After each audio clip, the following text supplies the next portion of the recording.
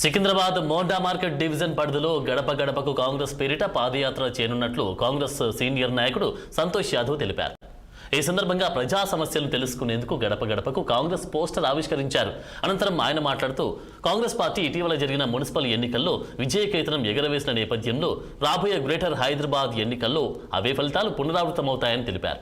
రేపటి నుండి డివిజన్ పరిధిలోని డొక్కలమ్మ ఆలయం నుండి పాదయాత్ర ప్రారంభమై పలు బస్తీలలో పర్యటించనున్నట్లు తెలిపారు.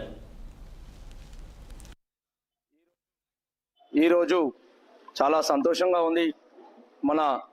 మొన్న జరిగిన ఎన్నికల్లో మున్సిపాలిటీ మళ్ళా కార్పొరేషన్ ఎన్నికల్లో 92 సీట్లు మున్సిపాలిటీ మన కాంగ్రెస్ పార్టీ కైవసం చేసుకున్నందుకు, మరొకటి6 కార్పొరేషన్లలో కూడా కైవసం చేసుకున్నందుకు అదే నాకు ప్రజల మీద ఉన్న విశ్వాసం ఏంటంటే మన హైదరాబాద్ నగర కార్పొరేషన్లో కూడా ఇంత మంచిగా సానుకూలంగా మనకు రిజల్ట్ వస్తుందని చెప్పేసి నేను చాలా సంతోషపడుతున్నాను.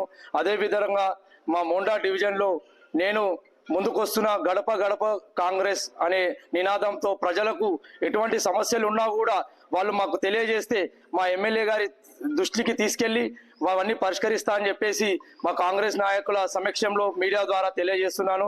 ఇదే కాకుండా ఈ రేవంత్ రెడ్డి గారు మరి మా శ్రీ గణేష్ అన్న ఎమ్మెల్యే ఎన్నో నిధులు మన మోండా డివిజన్కి కోట్ల నిధులు తెచ్చి రోడ్లు, డ్రైనేజ్లు, స్ట్రీట్ లైట్ల విషయంలో చాలా చర్యలు తీసుకొని ఇప్పటిదాకా అదే మాదిరిగా రేపు నుంచి ఈ మోండా డివిజన్లో పాదయాత్ర ప్రతి ఆదివారం గడప గడపకు తిరగడం మేము ఒక సంకల్పం పెట్టుకున్నాము. ఎందుకంటే ప్రజలు ఎటువంటి ఇబ్బంది కావద్దు, గణేష్ అన్నకు కంటోన్మెంట్ మోడల్ చేయాలని ఒక ఉద్దేశం ఉంది. ఆయనకు ఫస్ట్ 8 వార్డులు కాదు, మోండా డివిజన్ ని మోడల్ చేయాలని చెప్పేసి నేను గణేష్ అన్నకు సహకరిస్తానని చెప్పేసి ప్రజలతో నేను మమేకం ఉండి వాళ్ళకు తెలియజేసి ఏదేది ఉందో విషయాలు గణేష్ అన్న దృష్టికి తీసుకెళ్లి చేస్తానని చెప్పేసి మరొకసారి ముఖ్యంగా నేను తెలియజేస్తున్న మీడియా ద్వారా.